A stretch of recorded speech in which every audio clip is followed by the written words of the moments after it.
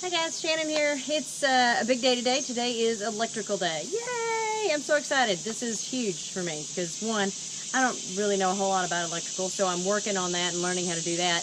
But so I've got a contractor friend that's going to come and help me set everything up and get everything, make sure I've got everything marked inside on where I think I want wires and lights and plugs and stuff like that. Just took some painter's tape and wrote on it and stuff, so that's good. But I'm kind of a visual person as opposed to doing lists and stuff. I mean, lists work great, but I need pictures, so drawings, that kind of thing, as opposed to just, list of stuff. But what I've done is, I know I don't have everything I need, but I've got enough to get me started so I can find out what I need. We wrote it all down, but there's always something you're forgetting. But so I've got a couple days to do this, which is great. Anyway, so I've laid everything out that I already have, and the owner manuals on the things that need to have wiring to them. I don't have a lot. Like my stove, it's got an electric ignition, but my hot water heater my hot water heaters are the tankless, so they've got a battery igniter.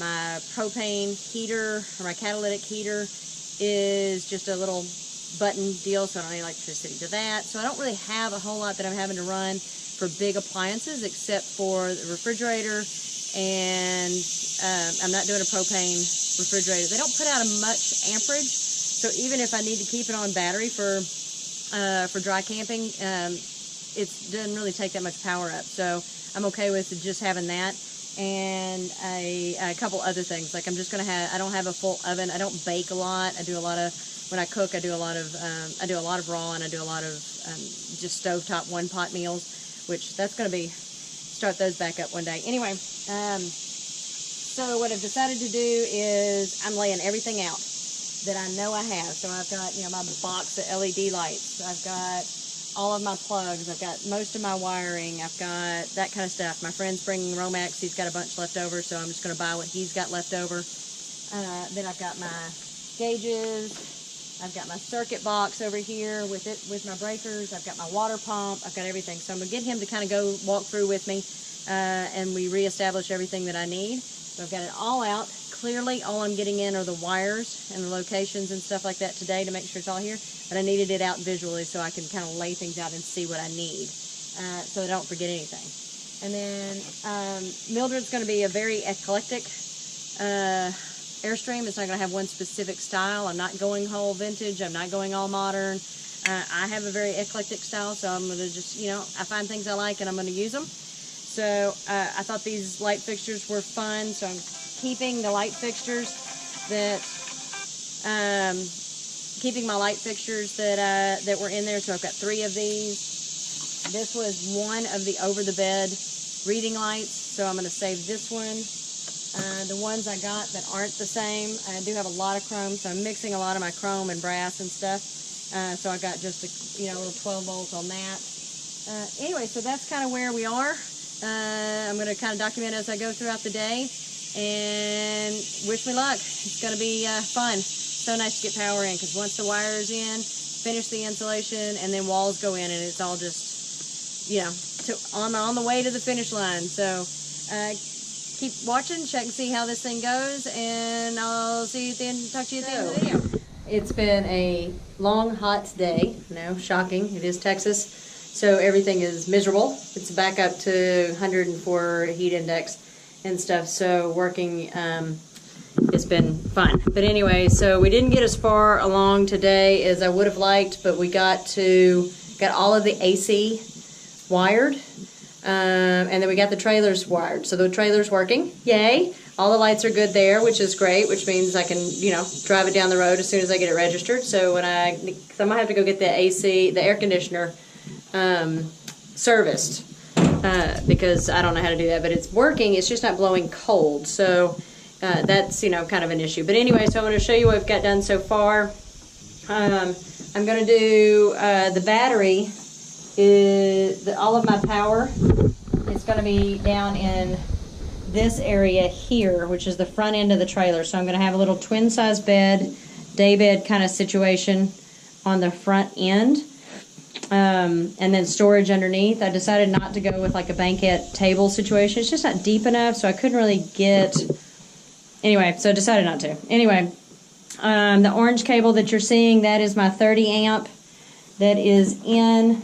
We went down from the front and are wiring it, went up and over, and then the 30 amp itself, you can see the orange, is in the original existing spot. And then all of the yellow, or the 20 amp line, Romex, is my plugs, and, well, yeah, basically just plugs.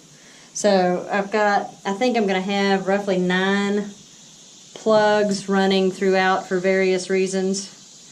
And all of that is going to go, my battery box, or boxes. So battery is going to go in this area here. My circuit breaker's going in there. My inverter is probably going to go along this back space in here. So I'm going to try to keep everything kind of in this area. The weight distribution of the trailer so far with the way I've got it laid out is heavy on the passenger side.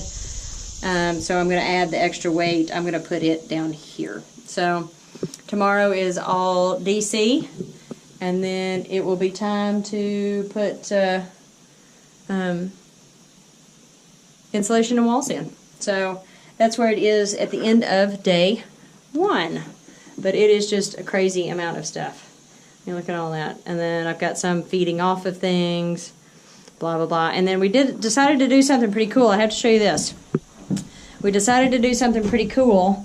And that access door, which was originally accessed from the outside for the DC fuse box, is going to be, you can't really see, I don't think, but there's a tan line here that was just some sealer I put between the seams and the wood. And this is where the bed's going to be. So I'm actually going to put a external storage space there. And so I'll have access for like a little mini tool shed, whatever, box space under my bed, which would be really super handy.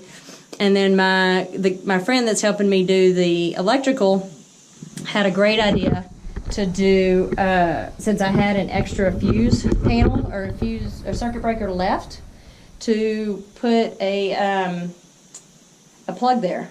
So I'll be able to run a plug or extension cord or anything from inside here. So that's just going to go probably on this wall here. Now that's the shower wall. So it's probably going to go there, and then we're going to put one also down here. So all underneath the sink space is going to be plumbing, which I don't have as much plumbing because I'm not running, I just have a hot water heater that's going to be over in that corner. I just have one of those tankless. So it's just going to run, all of my plumbing literally is just going to be over in that far corner. So all of that space underneath, I'm going to make external storage also. So we're going to have a plug in there also. So I'll be able to run plugs from outside, which will be super crazy handy. So I thought that was pretty brilliant since I had the fuse box, or had the circuit breaker available. I think that's it. So that's the update for the end of the day. So it is the end of day 2. We are completely wired. Woohoo! Victory, right? It looks a little bit chaotic in here. It's cleaner than it was, but it looks a little chaotic. It is about 100 degrees, so I'm looking a little bit like death warmed over. But, you know, Texas in July, so what are you going to do? Anyway, we got all the power in. It is, as you can see, this is all of my Romex for my AC. I don't want to bore you with every single thing that I've got wired in here, but all of my lights essentially are on DC power, my water pump, what else? Anyway, that kind of stuff. I really have more auxiliary plugs than I actually need. But, you know, I decided to go with some overkill just because it needed, you know, just to be safe, rather safe than sorry. Anyway, I've got some under-counter lights that I'm going to put. I'm probably going to put a shelf here over the stove. So I've got a little deal to put an LED strip.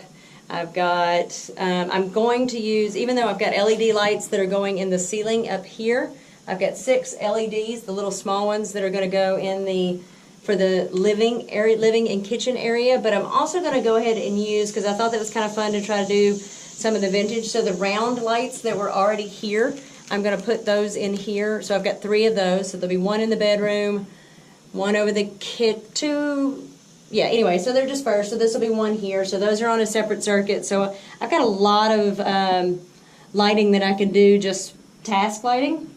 I'm going to use the original end cap that was in here, and they had these cute little gold globes that drop down, so I'm going to use those. Those are on their own circuit. So that could be just spotted out.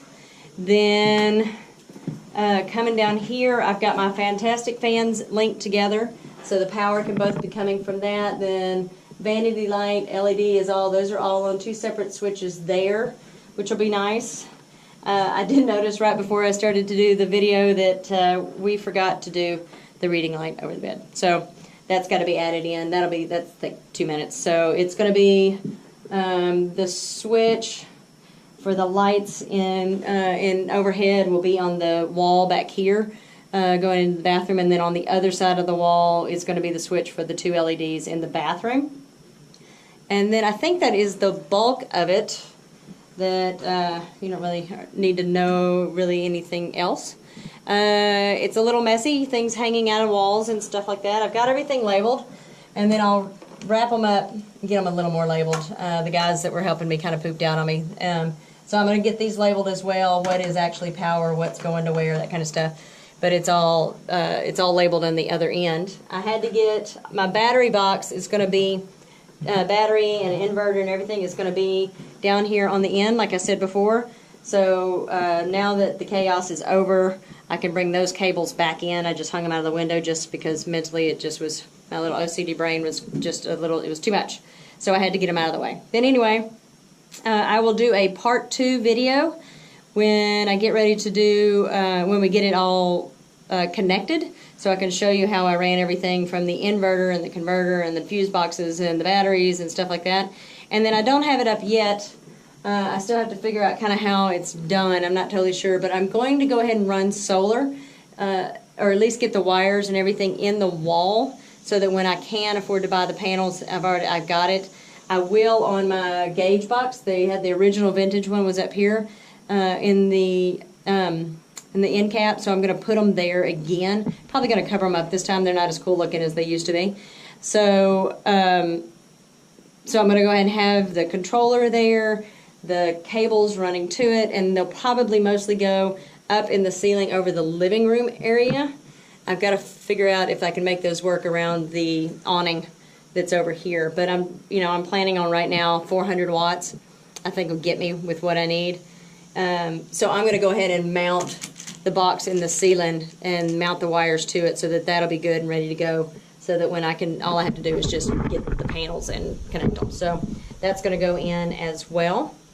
And that's it. That's we're cooking with gas at this point, which is great. It'll be about 2 weeks before I get the insulation in, just for time and cost reasons. So I've got to build up that bank again and get that money in there. So that's we're doing pretty good. And that's that's a wasp. they're still coming after me. Anyway, so thanks for watching. I will see you on part 2 when that video is done on how we get that linked, but that'll probably be, unfortunately, about a month out. But we're making progress, so I'm happy. I thought I'd be done in September. It's looking more like October, November, no, October. It is close to December. I'm not sure. But that's okay. I'm going to do it right, so I'm going to take a little extra time to do it. So anyway, thanks for watching. Like, subscribe, and share. Keeping an eye on that wasp. And hit that little bell if you want to make sure you don't miss a video. And I will see you soon. Thanks. Bye.